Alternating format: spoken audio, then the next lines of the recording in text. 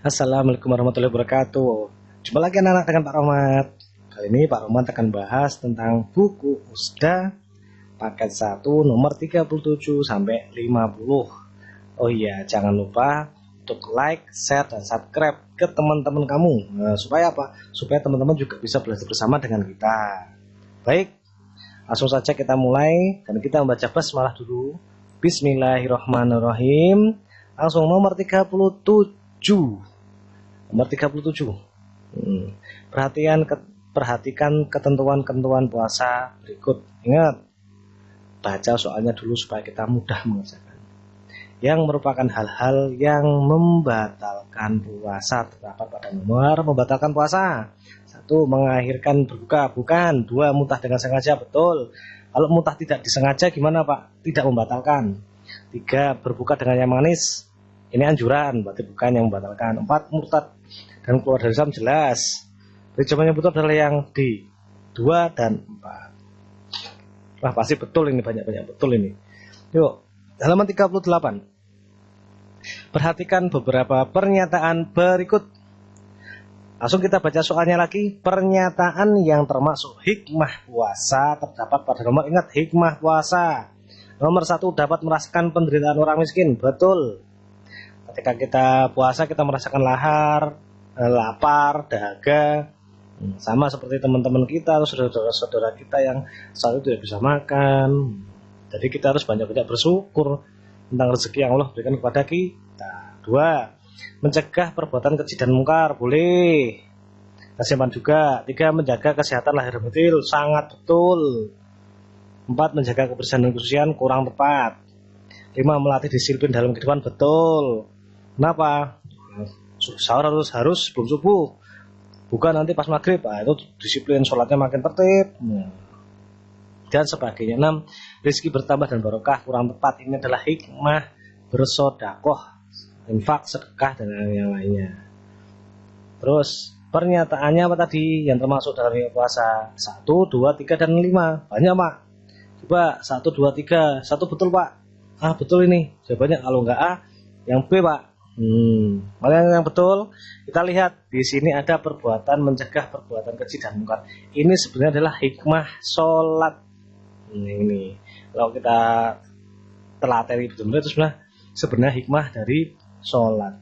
Jadi yang betul yang mana? 1, 3, dan 5 yang B. Walaupun ini bisa masuk dalam hikmah puasa, tapi yang paling betul ini adalah hikmah sholat. Lanjut nomor 39. Pak Sukarman mengeluarkan zakat setiap bulan Ramadan sebagai tanda syukur beliau atas rezeki melimpah yang diberikan Allah Subhanahu wa taala kepadanya. Dengan selalu mengeluarkan zakat, hartanya semakin melimpah dan hidupnya tentram.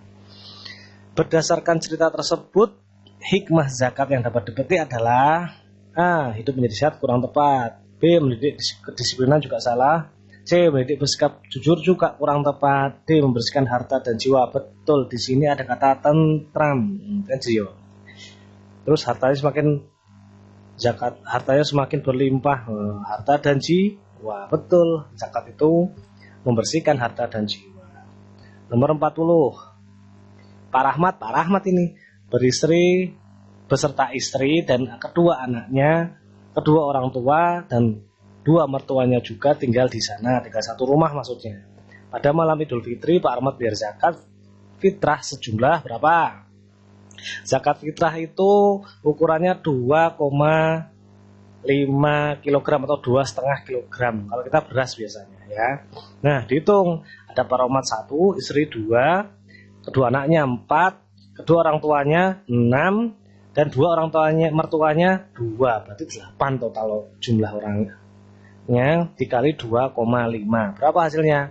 Itu 20 kg beras yang betul. Oke, pasti banyak yang betul. Mudah ini. 41. Iblis menggodanya dengan bersumpah menyebut nama Allah Subhanahu wa taala. Ini loh. Iblis saja berani bersumpah dengan menyebut nama Allah Subhanahu wa taala. Hati-hati. Hingga ia dan istrinya akhirnya melanggar aturan dari Allah Subhanahu wa taala dan merasa bersalah. Ia bertobat dengan sungguh-sungguh dan berdoa, "Ya Allah, ya Tuhan kami telah menganiaya diri kami sendiri. Dan jika Engkau tidak mengampuni kami dan memberi rahmat kepada kami, niscaya pastilah kami termasuk orang-orang yang merugi." Narasi tersebut adalah kisah Nabi Adam. Kenapa? Adam, iblis itu sampai menipu Nabi Adam itu dengan apa? Bersumpah dengan menyebut nama Allah. Akhirnya Nabi Adam itu percaya. Kenapa? Iblis dia bersumpahnya dengan menyebut nama Allah. Makanya hati-hati dengan sumpah dengan nama Allah itu dipergunakan untuk benar-benar hal yang baik. Ya. Oke anak-anak. Lanjut halaman 42. Maka tak kala anak itu sampai pada umur sanggup berusaha bersama-sama Ibrahim. Ibrahim berkata, "Hai anakku, sesungguhnya aku melihat dalam mimpi bahwa aku menyembelihmu. Maka pikirkanlah apa pendapatmu." Nabi Ismail, maksudnya itu Nabi Ismail menjawab, "Wahai ayahanda, kerjakanlah apa yang diperintahkan kepadamu. Insya Allah engkau akan mendapatiku termasuk orang-orang yang bersabar." Pak Romat itu selalu merinding ketika membaca Kisah Sofat 102 tentang kisah Nabi Ibrahim ini sama Ismail. Kenapa seorang anak kok ketika ayah berkata, "Ya Allah, anakku, ayah mendapat mimpi untuk menyembelihmu." Allah itu bisa menjawab, "Lakukanlah ya Allah. Lakukanlah ayah." Kalau itu memang perintah atas dasar perintah Allah. Wah, Masya Allah ya Allah. Semoga kita dapat meniru kisah-kisah para nabi yang dapat kita pelajari dan dapat kita terapkan, kita cerminkan dalam kehidupan sehari-hari. Pelajaran yang kita peroleh dari ayat tersebut adalah kesabaran dan tekad yang kuat dalam menjalankan perintah Allah. Ini mesti betul. B. Melaksanakan perintah Allah dan melanggar larangan Allah salah. Ini betul tapi melanggarnya salah. C. Lebih mendahulukan kepentingan pribadi daripada kepentingan umat salah juga. D. Semua perbuatan manusia baik dan buruk akan dibalas Allah SWT. Betul tapi kurang tepat. Yang paling betul adalah A. 43. Suatu ketika Nabi Musa alaihissalam pergi ke negeri Madian. Ia menjumpai sekumpulan orang yang sedang berebut mengambil air sumur untuk memberikan minum kepada ternak mereka. Di antara mereka ada 2 orang gadis yang sedang menambat ternaknya. Menambat itu menali ternaknya, lalu digandeng. Musa alaihissalam menyapa, "Mengapa tidak ikut bersama mereka mengambil air?" Kedua gadis itu menjawab, "Kami tidak dapat mengambil air kecuali sesudah orang-orang itu selesai mengambilnya. Karena kami tidak kuat berebut dan berdesak-desakan." Nabi Musa alaihissalam mendengar hal tersebut, menolong kedua gadis itu untuk memberikan minum kepada ternak mereka. Perilaku yang dapat diterapkan dalam kehidupan sehari-hari sesuai kisah tersebut adalah yang betul. A. Sering berpergian ke daerah lain untuk menambah wawasan dan pengalaman. B. Ramah dan suka menegur orang lain meskipun kita belum kenal mereka. C. Suka menolong orang lain yang sedang membutuhkan pertolongan kita. Ini yang tepat ini. Kita simpan. D. Penyayang terhadap binatang dan memelihara dan merawatnya. Salah ya, yang betul 43 adalah C jawabannya. Yang 44. Perhatikan tabel berikut. Pertanyaannya, pasangan yang cocok nama Wali Songo, harus hafal nih, adalah yang mana? Nomor 44. Ini kalau gak hafal sulit menjawabnya. Ayo. Sunan Ampel. Rama. Sunan Ampel itu siapa? Sunan Ampel. Sunan itu nama lengkapnya siapa? Ayo, ada yang tahu nggak? Ayo, ada yang tahu ya nggak? Sunan Ampel itu nama lengkapnya adalah, atau nama lengkap nama asli adalah Raden Rahmat. Betul. Sunan Bonang, nama aslinya adalah Mahdum Ibrahim. Nah, ini Bonang. Nih. Terus 3, Sunan Kudus. Sunan Kudus itu siapa? Sunan Kudus itu nama aslinya Jafar Shadiq. Dan 4, Sunan Kalijaga adalah Raden Syahid. Jadi jawaban yang betul adalah yang B. 2 itu C. Sunan Bonang, nama aslinya Raden Mahdum. Nomor 45. Perhatikan beberapa mukjizat berikut, dibaca soalnya. Mukjizat Nabi Isa. Nah, baru enak kita menjelaskan. Menyembuhkan orang sakit yang buta, betul. Menghidupkan orang yang telah mati, betul. Tongkatnya berubah menjadi ular, salah. Ini Nabi Musa. 4. Bisa membuat burung dari tanah liat, berarti betul.